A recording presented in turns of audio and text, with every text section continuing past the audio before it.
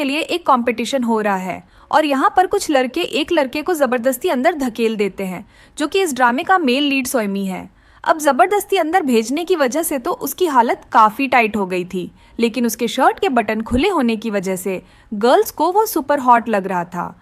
फिर वोटिंग होती है तो सोइमी को ही यू प्रिंस का एम्बेसडर सिलेक्ट किया जाता है। इसके बाद जब कुछ रिपोर्टर्स इंटरव्यू लेने आते हैं तो वो उन्हें मना कर देता है कि मैं ऐसे ही किसी को इंटरव्यू नहीं देता, इसके लिए तुम लोगों को कोई एक ऐसी चीज़ मुझे गिफ्ट के तौर पर देनी पड़ेगी जो कि लिमिटेड एडिशन हो। इसके बाद हमें इस ड्रामे की फीमेल लीड चाओ को दिखाया जाता है, जो कि पॉलिटिकल साइंस की ही स्टूडेंट है, लेकिन उसे अपने इस सब्जेक्ट में बिल्कुल भी इंटरेस्ट नहीं है। उसके डैड एम्बेसडर हैं जो अपनी बेटी को फोर्सफुली ये सब्जेक्ट पढ़ाना चाहते हैं, लेकिन चाओ का माइंड तो हर टाइम फैशन में ही लगा रहता है, क्योंकि वो फैशन डिज़ाइनिंग करती है। आज वो अपनी प्रोफेसर के सामने बहाना बनाने लगती है कि मेरा अपेंडिक्स का ऑपरेशन हुआ है, इसी वजह से मैं इस सब्जेक्ट पे ज़्यादा ध्यान नहीं दे पाई, जिसकी वजह से मेरे ग्रेड्स काफ़ी लो आने वाले हैं। प्लीज़ आप मेरी थोड़ी सी हेल्प कर दें। लेकिन प्रोफेसर बताती है कि अपेंडिक्स इस साइड पर नहीं होता। साथ ही साथ वो ये भी कहती हैं कि फैशन डिज़ाइनिंग करते हुए तो तुम्हें कोई तकलीफ नहीं होती। यहाँ हमें पता चलता है कि प्रोफेसर भी आजकल उसके ब्रांड का ही बैग यूज़ कर रही थी। वो तो प्रोफेसर को लालच भी देने लगती है, कहती है कि मैं आपको अपना next limited edition bag free में दे दूंगी, लेकिन वो कह देती हैं कि मैं ब्राइब नहीं ले सकती और बताती हैं कि एक ऑप्शन है जिससे तुम फेल होने से बच सकती हो। तुम हंसल ट्राइब पर एक डॉक्यूमेंट्री प्रिपेयर करके लाओ, क्योंकि उस ट्राइब के काफ़ी सारे लोग रिफ्यूजी बनकर इनकी कंट्री आए थे। उन पर पूरी एक रिपोर्ट सबमिट के तुम फेल होने से बच सकती हो। ये सुनकर तो बेचारी चाओ की तो हालत ख़राब हो जाती है। उसे इस तरह के कामों में बिल्कुल भी इंटरेस्ट नहीं था। अब वो तो काफ़ी स्ट्रेस में आ जाती है। उसे पता ही नहीं था कि ये हंसल ट्राइब के लोग कौन हैं, तो वो उन्हें कहाँ से तलाश करेगी, कैसे उन पर डॉक्यूमेंट्री बनाएगी। इसी टेंशन में ये बेचारी रात को शीप काउंट करते हुए ही सो जाती है। फिर अगली सुबह वो सोचने लगती है कि मैं फेल हो गई, अब मॉम डैड या तो मुझे घर से निकाल देंगे या फिर मेरे सारे क्रेडिट कार्ड्स ब्लॉक कर देंगे। अगर ये भी नहीं किया तो मेरी प्यारी सी गाड़ी मुझसे छीन लेंगे। लेकिन मॉम डैड तो आज काफ़ी अच्छे मूड में थे, कहने लगते हैं कि हम तुम्हारे ब्रांड में इन्वेस्टमेंट करने के लिए रेडी हैं, साथ में तुम्हें ये भी परमिशन दे सकते हैं कि तुम आगे अब्रॉड जाकर फैशन डिज़ाइनिंग की स्टडीज़ कंप्लीट कर सकती हो।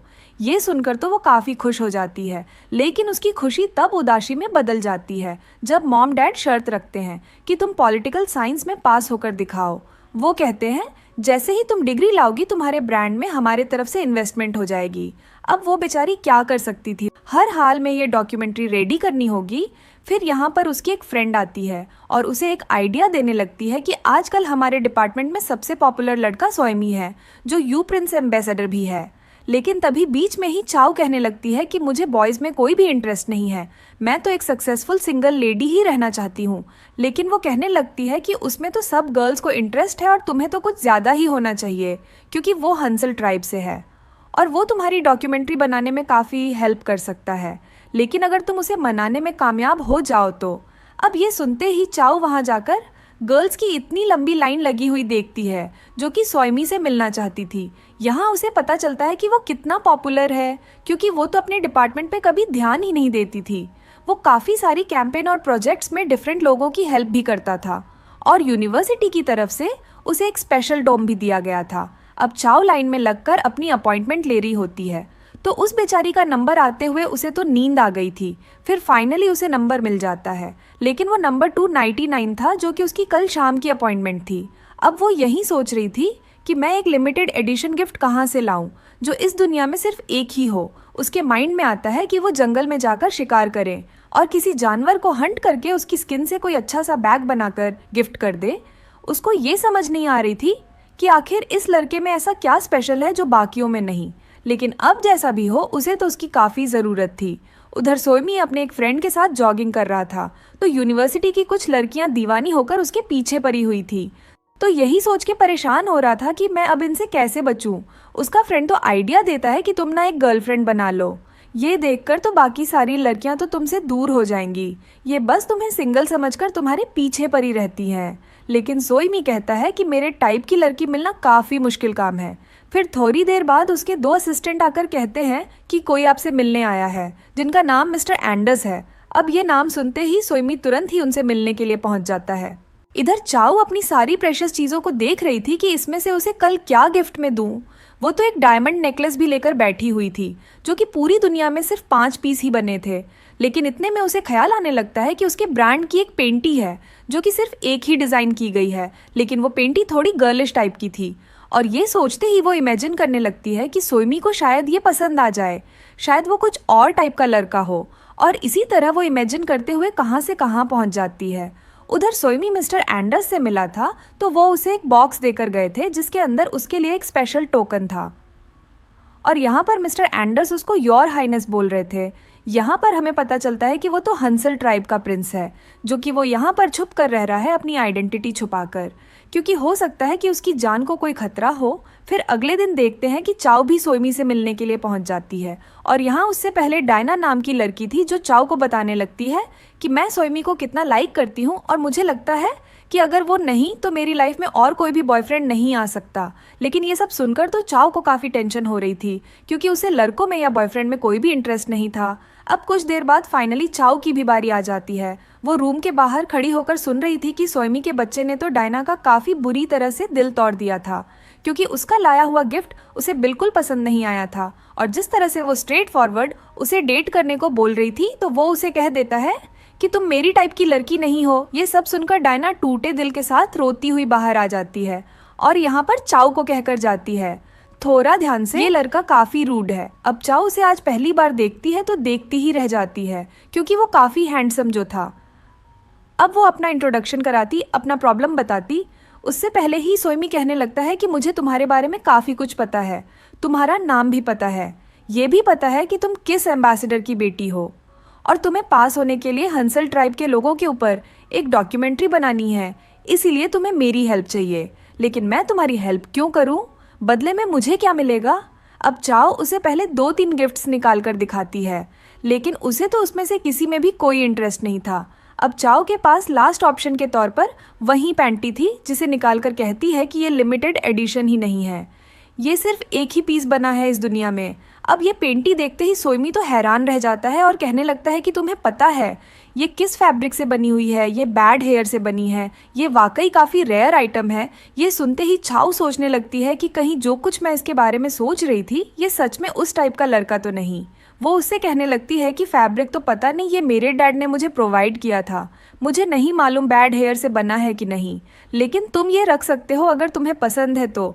अब ये सब सुनकर तो वो हंसने लगता है और कहता है कि बैड हेयर से बना हुआ कोई फैब्रिक होता ही नहीं है। लेकिन फाइनली वो उसकी हेल्प करने के लिए रेडी हो जाता है और कहने लगता है कि तुम्हें बदले में मेरे लिए कुछ करना पड़ेगा।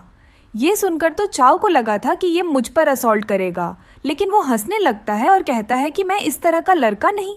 फिर वो उससे अपने रूम को अच्छे से साफ कराता है। फिर इसके बाद कहने लगता है कि तुम्हें मेरी गर्लफ्रेंड बनकर रहना पड़ेगा। ये सुनकर चाओ तो हैरान हो जाती है और कहने लगती है कि मैं किसी को डेट नहीं करने वाली, मैं अपनी लाइफ में सिंगल ही काफ़ी खुश हूँ और मुझे अभी सक्सेसफुल भी बनना है। वो उसकी ये शर्त तो मान नहीं सकती थी, तो यहाँ से जाने लगती है, लेकिन जाते जाते सोइमी उसे रोकता है। तो अचानक से इन दोनों की एक्सीडेंटल किस हो जाती है। अब ये किस होते ही दोनों शॉक्ड रह जाते हैं। ये दोनों की ही फर्स्ट किस थी, तो दोनों एक दूसरे पर फर्स्ट किस चोरी करने का इल्ज़ाम लगाने लगते हैं। यहाँ चाओ को तो इतना गुस्सा आ गया था कि उसने अपने सिर से उसे हिट कर दिया था और उसे घायल करके यहाँ से निकल जाती है। वो बेचारा तो सर पर चोट लगने की वजह से बेहोश ही हो गया था। वहीं वो अपनी कार के मिरर में देखती है कि उसके फोरहेड पर तो ब्लड लगा हुआ है। वो सोचने लगती है कि ये मेरा ब्लड तो नहीं है, कहीं ये सोइमी का तो नहीं, कहीं वो टपक वपक तो नहीं गया।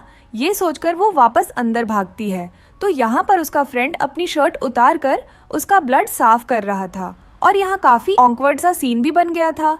फिर सोइमी का फ्रेंड ब्रायन कहने लगता है कि तुम दोनों में से किसी ने कोई किस विस चोरी नहीं किया, ये तो बस एक एक्सीडेंटल किस थी। लेकिन चाओ कहने लगती है कि देखो मैं एक लड़की हूँ और लड़की हमेशा विक्टिम होती है, इसलिए मैं भी खुद को विक्टिम ही कहूँगी। लेकिन यहाँ पर तो चोट सोइमी के सर पे लगी हुई थी, तो वो एक शर्त रख देता है, कहता है कि जब तक मैं ठीक नहीं हो जाता तब तक हर रोज़ मेरी सेवा करने आओगी, तब जाकर मैं तुम्हारी डॉक्यूमेंट्री में हेल्प करने को रेडी हूँ। अब बेचारी चाओ को भी उसकी ज़रूरत थी, वो किसी ना किसी तरह से ये बात मान जाती है। फिर जब उसे स्ट्रेस होने लगती है तो फाइन लाइंस ना आ जाए, इसलिए वो तुरंत ही अपना मेकअप सेट करने लगती है। उसकी ये अदा सोइमी को काफ़ी क्यूट लगती है। इसके बाद चाओ यहाँ से जाने वाली थी, लेकिन सोइमी कहता है कि मैं भी तुम्हारे साथ चलूँगा। चाओ काफी मना करती है कि मैं तुम्हें अपने साथ अपने घर पर क्यों लेकर जाऊं। लेकिन सोएमी कहने लगता है कि मैं कोई आम इंसान नहीं हूँ, और वैसे भी जिसके साथ मैं इतनी कॉपरेशन कर रहा हूँ, जिसकी इतनी हेल्प करने वाला हूँ, उसका फैमिली बैकग्राउंड चेक करना तो बनता है, उसके बाद ही मैं हेल्प करूँगा। अब ना चाहते हुए भी वो उसे अपने साथ ले जाती है, और जब उसके घर पर पहुँचता है तो उसके मॉम डैड के सामने काफ़ी अच्छे से नमस्ते करता है और कहने लगता है कि मैं हंसल ट्राइब से हूँ, क्योंकि जब भी एक लड़का और लड़की डेट करने लगते हैं तो उसके पहले दिन ही हंसल के लोग लड़की वालों के घर जाकर उनसे डेटिंग की परमिशन लेते हैं। अब उसकी ये बात सुनते ही मॉम डैड के साथ चाओ भी शॉक्ड रह जाती है। अब यहाँ पर मॉम डैड इस चीज़ का एक्सप्लेनेशन मांगते हैं, तो चाओ को सच बताना ही पड़ता है। वो कहती है कि मैं एक सब्जेक्ट में फेल होने वाली हूँ, लेकिन प्रोफेसर कायला ने मुझे कहा है कि मैं हंसल के लोगों पर डॉक्यूमेंट्री बनाऊं, और ये हंसल का ही बंदा है। लेकिन तभी सोएमी दिल जीत लेता है कि मैंने तो ये सब इसलिए कहा था क्योंकि मुझे पता था कि ये आपसे झूठ बोल रही है, और मैं नहीं चाहता था कि ये झूठ बोले। सच उगलवाने के लिए मुझे थोड़ी सी एक्टिंग करनी पड़ी। अब मॉम डैड को ये बात काफ़ी अच्छी लगी और वो कहने लगते हैं कि हमारी बेटी तुम्हारे साथ हार्ड वर्क करेंगी, प्लीज़ तुम इसे पास करा देना, हमें तो तुम पर पूरा भरोसा है कि तुम एक अच्छे आदमी हो। फिर अगले दिन दोबारा से गर्ल्स लाइन में लगी हुई थी, वो सब सोएमी से मिलने का टोकन ले रही थी, लेकिन यहाँ पर सोएमी टोकन देने से मना कर देता है, तो सभी लड़कियाँ शोर मचाने लगती हैं। ये देखकर सोएमी अनाउंस कर देता है कि अब से मैं गर्ल्स से नहीं मिला करूँगा, क्योंकि मेरी बॉडी और हार्ट सिर्फ एक लड़की के लिए फॉल कर गई है, और इस टाइम वो यहीं पर मौजूद है। ये सुनते ही चाओ तो शर्माने लगती है कि ये क्या कर रहा है। इतने में सोएमी सब गर्ल्स के सामने ही उसका हाथ पकड़कर अपने साथ लेकर चला जाता है, लेकिन चाओ को तो अंदाज़ा ही नहीं था कि उन गर्ल्स से बचने के लिए उसने सोएमी का हाथ पकड़ा हुआ है। वो कहने लगता है कि इन गर्ल्स से बचाने के लिए क्या तुम इतनी सी हेल्प नहीं कर सकती, मैं भी तो तुम्हारी इतनी हेल्प करने वाला हूँ। फिर वो उसे टाइमिंग बता देता है कि 2 बजे तुम्हारी क्लासेस खत्म हो जाएंगी और 2:30 बजे तक तुम मेरे डॉम में पहुँच जाना, जहाँ हम इकट्ठे काम करेंगे। लेकिन चाओ तो मना करने लगती है, तो वो भी कहने लगता है कि ठीक है, मुझे भी तुम पर अपना टाइम वेस्ट करने की क्या ज़रूरत है। ये सुनकर तो चाओ रोक कर रिक्वेस्ट करती है कि प्लीज़ आई नीड यू। ये चीज़ बिल्कुल एक लव कन्फेशन जैसी लग रही थी, इसलिए चाओ शर्मा जाती है और यहाँ से भाग जाती है। फिर क्लासेस खत्म होने के बाद वो 2:30 से 1 मिनट लेट हो जाती है, लेकिन उसका लेट होना सोएमी को बिल्कुल भी अच्छा नहीं लगता। वो उसे कहने लगता है कि आज तुम 1 मिनट लेट हुई हो, कल 1 घंटा होगी, और इसी तरह लाइफ में लेट ही लेट रह जाओगी। यहाँ पर वो ये भी बताता है कि हंसल के लोग काफ़ी ज़्यादा पंक्चुअल होते हैं, वो जो टाइम किसी को देते हैं उससे 1 मिनट भी आगे पीछे नहीं होते। ये समझो कि ये हमारी ट्रेडिशन का एक हिस्सा है। इसके बाद ये दोनों साथ में पढ़ाई करने लगते हैं। यहाँ पर वो उसे हंसल का मैप भी दिखाता है, जो कि एक छोटा सा देश था, लेकिन वहाँ की कंडीशन ख़राब होने की वजह से वहाँ के काफ़ी सारे लोग रिफ्यूजीज़ बनकर इसी एरिया में आए हुए थे। वो उसे सारी ब्रीफिंग देता है और एरिया के बारे में भी बताता है। इसके बाद वो उसकी आंखों में आंखें डालकर उसे देखने लगता है। यहाँ पर ये दोनों काफ़ी क्लोज आ गए थे। वो कहने लगता है कि ये भी माना जाता है कि हंसल के लोग जब किसी की आंखों में आंखें डालकर देखते हैं तो उसका दिल भी पढ़ सकते हैं, वो उनके राज भी जान सकते हैं।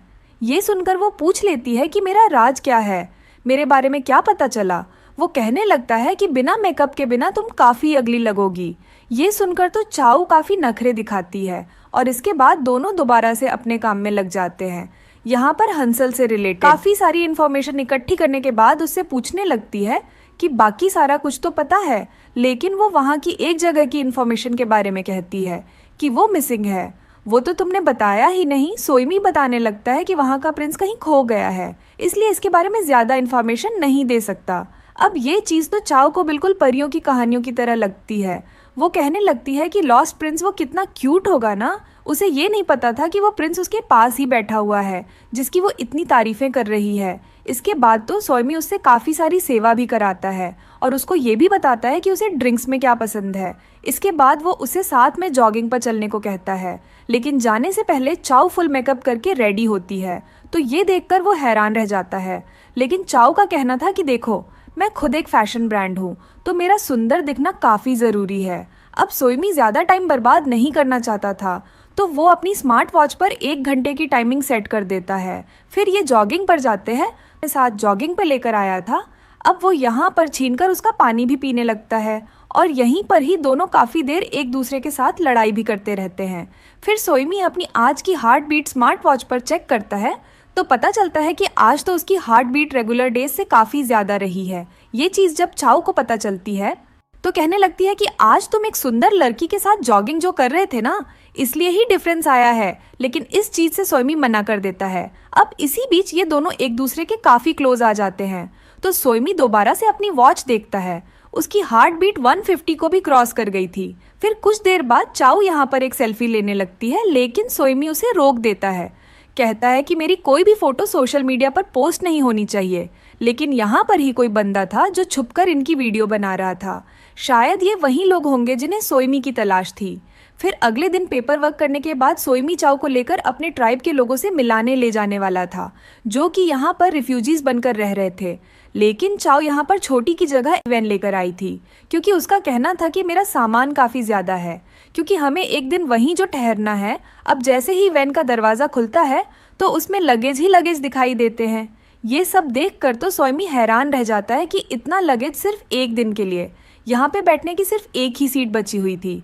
तो सोइमी कहता है कि तुम कहाँ बैठोगी यहाँ पर, इस पे तो मैं ही बैठूंगा। वो कहती है कि मैं काफ़ी लाइट वेट हूँ, एडजस्ट कर लूँगी।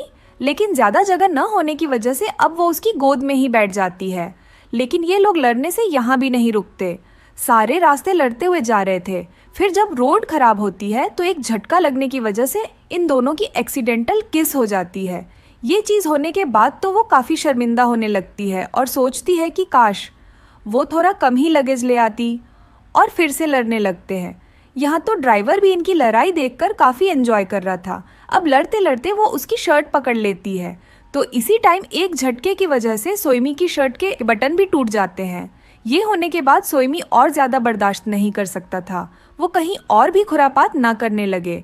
वो तुरंत ही उसे पकड़कर एक बच्चे की तरह से अपने गले लगा लेता है और कहता है कि जब तक हम पहुंच नहीं जाते तुम बिल्कुल भी नहीं हिलोगी।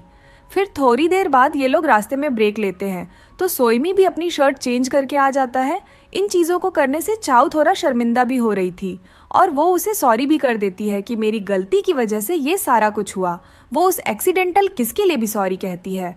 तो सोइमी उसको तंग करने लगता है कि छोड़ो, मैंने ज़्यादा माइंड नहीं किया क्योंकि तुम्हारे लिप्स काफ़ी सॉफ्ट थे और मुझे ये एक स्वीट फर्स्ट किस लगी। ये सुनकर तो चाओ कहने लगती है कि इन एक्सीडेंटल किसेस को मैं काउंट ही नहीं करती। मेरी फर्स्ट किस जो भी करेगा वो कोई आम इंसान नहीं होगा, वो तो कोई प्रिंस ही होगा। बेचारी को पता ही नहीं था कि वाकई उसकी एक्सीडेंटल किस एक प्रिंस के साथ ही हुई है। अब किसी तरह से लड़ते झगड़ते ये लोग अपनी मंजिल पर पहुंच ही जाते हैं और जहां पर मिस्टर एंडर्स अपनी वाइफ के साथ इनका वेलकम करने के लिए खड़े हुए थे, यहाँ पर सोइमी चाओ को दिखाता है कि यहाँ के लोग किस तरह से नमस्ते करते हैं।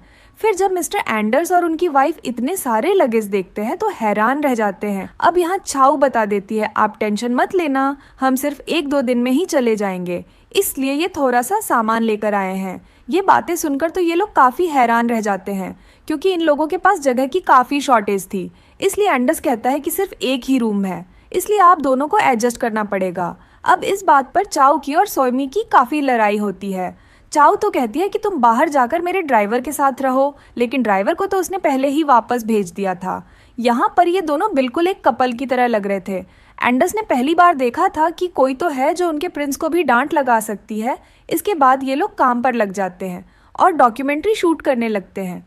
यहाँ पर सोइमी खुद तो कैमरे पे नहीं आता लेकिन सारी शूटिंग कर देता है। फिर चाओ यहाँ के रिफ्यूजीज से मिलती है और इन लोगों के रहन सहन के बारे में देखती है, उनके कल्चर को समझने की कोशिश करती है। यहाँ पर बच्चे भी थे तो उनके साथ समय बिताने के लिए कुछ टाइम उनके साथ रहती है। फिर जब ये एक स्कूल में विजिट करते हैं तो वहाँ के बच्चों को यही लग रहा था कि ये हस्बैंड वाइफ है। ये चीज़ इन दोनों को पता चलती है तो ये लोग भी शर्माने लगते हैं। इसके बाद ये दिन बीत जाता है तो चाओ फ्रेश होकर सोने के लिए लेट जाती है, लेकिन उसे नींद नहीं आ रही थी। यहाँ सोइमी भी नहीं आया था तो वो बाहर जाकर देखने लगती है।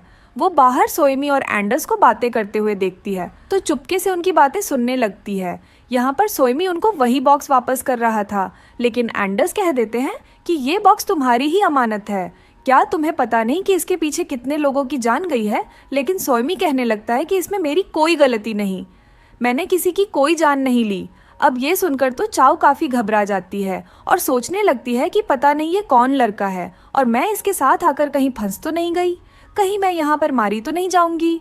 वो काफ़ी घबरा जाती है और सोइमी के आने से पहले ही जल्दी से जाकर खुद को एक मैट में लपेट लेती है और सोने की एक्टिंग करने लगती है। सोमी आकर उस बॉक्स को रखने लगता है, लेकिन चाओ चुपके से उसे देख लेती है। इसके बाद वो उसे कहने लगता है कि बिना ब्रश करे तुम कैसे सो सकती हो, उठो और अपनी लाइफ में कुछ मैनर्स भी रखा करो। वो उसे जगाने की काफी कोशिश करता है, लेकिन वो तो सोने का नाटक करती रहती है। फिर कुछ देर बाद जब वो देखती है कि सोमी सो गया है, तो वो उठकर उसका बैग खोलकर बॉक्स की तलाशी लेने लगती है, लेकिन लॉक की चाबी ना होने की वजह से सारा कुछ बंद कर देती है। अब सोमी भी उठ जाता है तो पूछने लगता है कि तुम क्या कर रही हो। चाओ को भूख लगी हुई थी तो वो कहती है कि कुछ खाने का दे दो, पेट में चूहे दौड़ रहे हैं। अब ये लोग किचन में जाते हैं तो यहाँ पर इनके ट्राइब की कोई ट्रेडिशनल सी डिश मिलती है। ये लोग यहीं बैठकर ये डिश खाने लगते हैं, साथ में फाइट भी कर रहे थे। इसी बीच चाओ की हरकतों की वजह से सोएमी को थोड़ी चोट भी लग जाती है। चाओ देखने के लिए उसके पास आती है तो काफी क्लोज होने की वजह से इनके बीच किस होने वाली थी, लेकिन फिर ये लोग खुद को संभाल लेते हैं। फिर अगले दिन हम देखते हैं कि दोनों इकट्ठे बैठकर एंडर्स और उनकी वाइफ के साथ नाश्ता कर रहे होते हैं, और यहाँ पर बातों ही बातों में चाओ सोएमी से पूछ लेती है कि तुमने इतना कुछ बताया लेकिन अपनी फैमिली के बारे में नहीं बताया। तुम अपने घर कब जा रहे हो और तुम किस एरिया से बिलोंग करते हो। अब ये सुनते ही एंडर्स और उसकी वाइफ भी घबरा जाते हैं, लेकिन यहाँ पर किसी तरह से सोएमी बात को गोलमोल करके उसे डिस्ट्रैक्ट कर देता है और कहने लगता है कि अभी तुम्हारा काफ़ी सारा काम बचा है। फिर सारा काम खत्म करने के बाद इनके जाने का समय हो जाता है, और यहाँ पर जाते हुए सोएमी चाओ को एक बात सिखाता है कि जिन चीज़ों को तुमने अपनी ज़रूरतें बना ली हैं उनकी वजह से तुमने अपनी गाड़ी भरी हुई है। इतनी सारी चीज़ें कभी भी लोगों की ज़रूरतें नहीं होती, इसलिए अपनी लाइफ को आसान बनाओ। ये सब सुनकर चाओ भी इस बात पर गौर करती है। फिर इसके बाद ये लोग वापस पहुँच जाते हैं तो सोएमी कहने लगता है कि समय बर्बाद करना छोड़ो, क्योंकि तुम्हारे पास सिर्फ 2 ही वीक्स बचे हैं। तो चलो अभी आओ, हम इस पेपर पर काम शुरू करते हैं। चाओ का तो बिल्कुल भी मन नहीं था, आज तो वो छुट्टी लेना चाहती थी, लेकिन सोएमी ज़बरदस्ती अपने साथ काम पर लगा लेता है। लेकिन यहाँ पर चाओ नोटिस करती है कि कोई इन दोनों पर नज़र रखे हुए हैं। ये बात वो सोएमी को भी बताती है तो वो भी हैरान तो हो जाता है, लेकिन फिर दोनों ऊपर चले जाते हैं। इसके बाद दिखाते हैं कि सोएमी ने वही बॉक्स ओपन कर लिया है जिसके अंदर एक क्राउन होता है, और कुछ देर इस क्राउन को देखकर बॉक्स को दोबारा बंद कर देता है। फिर एक दिन जब चाओ अपने काम में लगी हुई थी तो उसे अपनी फ्रेंड के थ्रू पता चलता है कि आज उनके पॉलिटिकल साइंस डिपार्टमेंट का आर्ट्स डिपार्टमेंट के साथ बास्केटबॉल मैच है। और थोड़ी देर बाद उसे सोएमी की कॉल भी आ जाती है, जो कि उसे कहता है कि आज के मैच में तुम मुझे चीयर अप करने के लिए ज़रूर आना। लेकिन चाओ को तो किसी भी तरह के मैचेस में कोई भी इंटरेस्ट नहीं था, पर वो सोचती है कि क्यों ना आज सोएमी को देखने जाया जाए कि वो खेलते हुए कैसा लगता है। अब इतने में उसे ये भी पता चलता है कि उनके अपोजिट वाली टीम को चीयर करने के लिए काफ़ी सारी गर्ल्स आई हुई हैं, और उनमें से ज़्यादातर वही हैं जिनका दिल सोएमी की वजह से टूटा हुआ है। फिर सोएमी मैच में पहुंच जाता है और देखता है कि ज़्यादातर गर्ल्स ऑपोजिशन टीम को चीयर करने के लिए आई हैं। ये वही लड़कियां थी जो कि सोएमी की तरफ से रिजेक्टेड थी। यहाँ पर यांग नाम का लड़का भी था जो कि अपने आर्ट्स डिपार्टमेंट का हीरो माना जाता था। अब चाओ भी 4 लड़कियों को लेकर पहुंच जाती है। उसने एक स्पेशल ड्रेस भी डिज़ाइन किया हुआ था। अब सोएमी आकर कहने लगता है कि प्लीज़ ये तमाशा बंद करो, लेकिन वो कहने लगती है कि मैं लाइफ में पहली बार किसी को सपोर्ट करने के लिए आई हूँ, और वो भी अपने स्पेशल डिज़ाइन ड्रेस में। लेकिन सोएमी को तो काफ़ी खुशी हुई थी कि चाहे जैसे भी हो चाओ उसे सपोर्ट करने आई तो सही। अब यांग भी चाओ के पास आ जाता है। उसकी चाओ पर काफ़ी पहले से नज़र थी। जब वो उसके डिपार्टमेंट में फ़ैशन की क्लासेस लेने के लिए आया करती थी, वो उससे पूछने लगता है कि क्या तुम आज फ्री हो, लेकिन वो कह देती है कि मेरा ऑलरेडी एक बॉयफ्रेंड है। पर यांग को उस पर यकीन नहीं आ रहा था, तो इतने में यहाँ पे सोएमी भी पहुँच जाता है और उसका हाथ पकड़कर कहता है कि ये मुझे डेट कर रही है। अब यहाँ पर यांग और सोएमी के बीच एक बैट लग जाती है कि जो कोई भी आज का मैच जीतेगा तो चाओ उसके साथ डिनर पर जाएगी। चाओ को तो काफ़ी गुस्सा आता है कि ये दोनों मुझे समझ क्या रहे हैं, लेकिन सोएमी कहने लगता है कि मुझे अच्छा लगता है कम्पीट करना, तुम बस मुझ पर भरोसा रखो। अब यहाँ की गर्ल्स काफ़ी ज़्यादा अपसेट हो जाती है क्योंकि दोनों डिपार्टमेंट्स के हीरो चाओ के लिए आपस में लड़ रहे थे। फिर मैच स्टार्ट होता है तो फर्स्ट राउंड के बीच आर्ट्स की टीम ही ऊपर जा रही थी। दरअसल सोएमी थोड़ा प्रेशराइज्ड हो गया था। वो टीम की तरह नहीं बल्कि सिर्फ यांग के ही अगेंस्ट खेलने की कोशिश कर रहा था, और टीम वर्क प्रॉपर ना होने की वजह से उसकी टीम फर्स्ट राउंड में पीछे रह जाती है। ये देखकर तो चाओ को काफ़ी स्ट्रेस होने लगता है क्योंकि वो यांग के साथ डिनर पर नहीं जाना चाहती थी। अब ब्रेक के बीच वो उसके पास आती है और उसे समझाने लगती है कि तुम सारा कुछ अपने माइंड से निकाल दो, ये मत भूलो कि ये एक टीम वर्क है, तुम अपनी टीम को साथ लेकर चलोगे तो उनसे बेटर परफॉर्म कर सकते हो। वो उसे डांट देती है और जगाने की कोशिश करती है कि तुम क्या गलतियां कर रहे हो। ये पहली बार था जो कोई पहली बार सोइमी को डांट रहा था, जो उसे उसकी गलती भी रियलाइज करा रहा था। अब सोइमी को भी समझ आ जाता है और वो अगले राउंड के लिए प्लानिंग करने लगता है।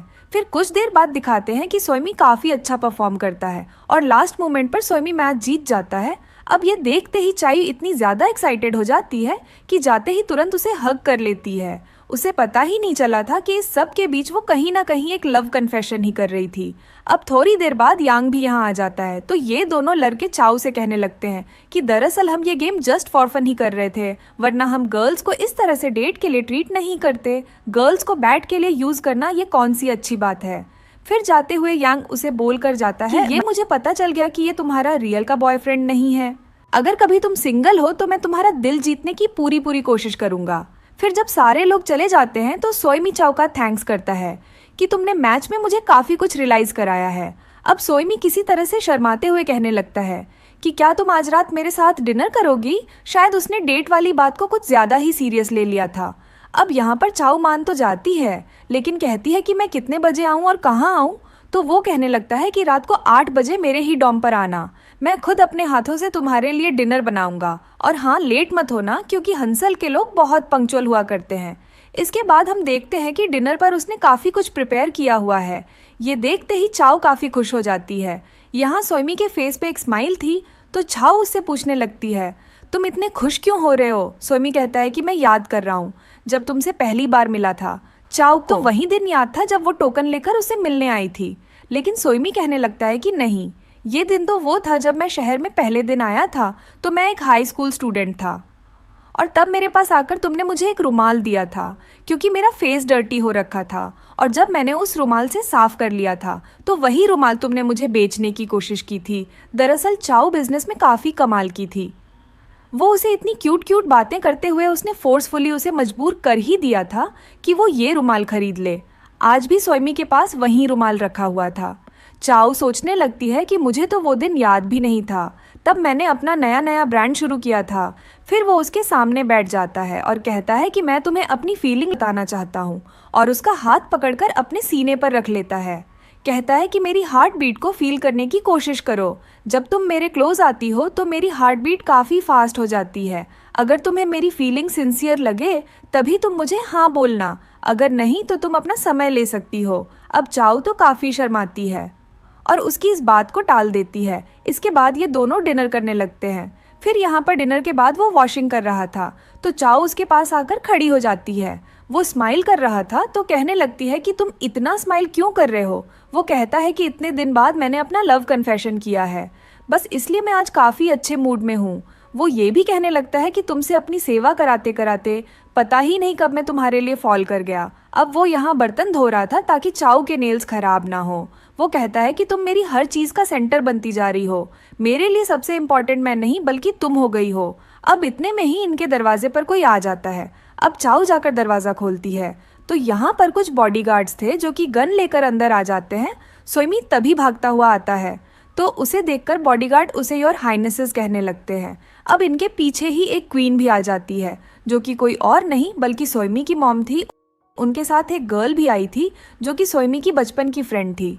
फिर मॉम सोइमी को साइड में ले जाकर कहने लगती है कि तुम हमें छोड़कर भागकर क्यों आ गए थे, तुम्हें क्या लगा था हम कभी तुम्हें तलाश नहीं कर सकेंगे। तुम्हारी जो भी लड़ाई थी वो तुम्हारे डैड के साथ थी, लेकिन तुम्हें ऐसे नहीं करना चाहिए था। हंसल को तुम्हारी ज़रूरत है और तुम ही वहाँ का फ्यूचर हो, इसलिए आओ और अपनी जिम्मेदारियाँ संभालो। अब यहाँ पर उसे पता चलता है कि उसके डैड की डेथ हो गई है तो वो काफ़ी ज़्यादा सैड हो जाता है और रोने लगता है। दरअसल वो जिम्मेदारियाँ और अपने बर्डन उठाने के लिए रेडी नहीं था, इसलिए वो अपना सारा कुछ छोड़कर यहाँ पहुँच गया था। अब मॉम उससे कहने लगती है कि तुम्हारे देश को तुम्हारी ज़रूरत है, सब लोग तुम्हारा वेट कर रहे हैं, इसलिए वापस आओ और सारा कुछ संभालो।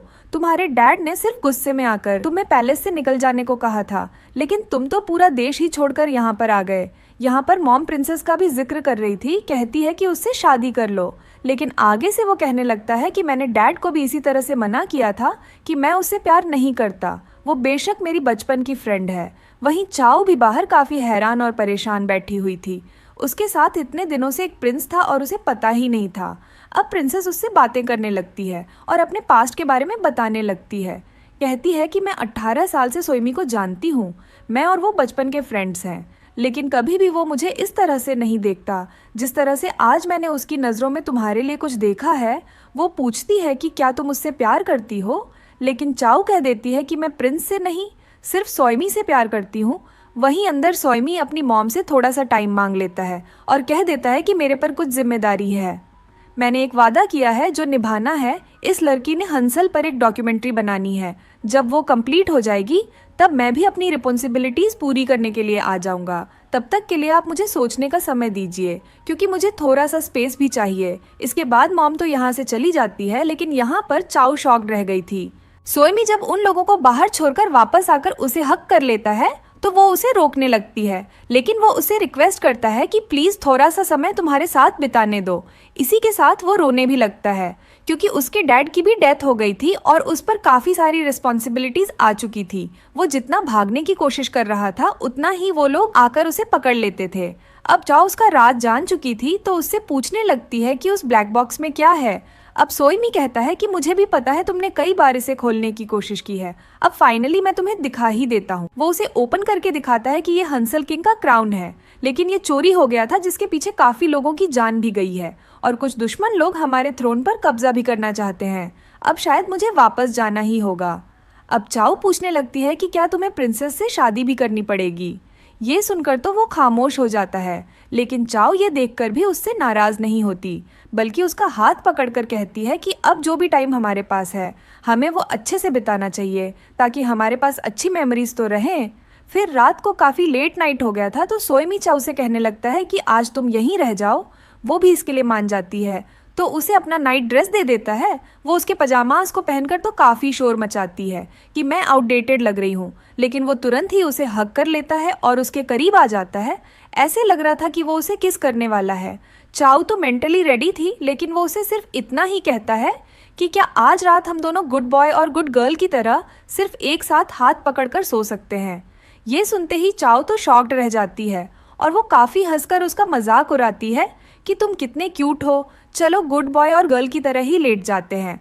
उधर प्रिंसेस को काफ़ी फिक्र हो रही थी, लेकिन क्वीन जाते हुए उससे कहने लगती है कि मुझे अपने बेटे का पता है और वैसे भी तुम उस लड़की से ज़्यादा परेशान ना हो। मेरा बेटा कभी भी अपनी लिमिट्स क्रॉस नहीं करेगा। और चाओ के साथ सोइमी ये तो इम्पॉसिबल ही नहीं है, इसलिए फाइनली उसे तुम्हारे पास आना ही पड़ेगा। फिर कुछ दिनों बाद सोइमी चाओ और कई फ्रेंड्स लाइब्रेरी में इकट्ठे हो जाते हैं, क्योंकि जो पेपर चाओ को प्रिपेयर करना था उसकी फाइनल टचिंग देने के लिए वे सारे लोग उसकी हेल्प करने आए हुए थे। लेकिन तभी यहाँ पर प्रिंसेस भी पहुँच जाती है और यहाँ पे सभी फ्रेंड्स को सोइमी का राज पता चल जाता है कि वो एक आम इंसान नहीं बल्कि हंसल का प्रिंस है।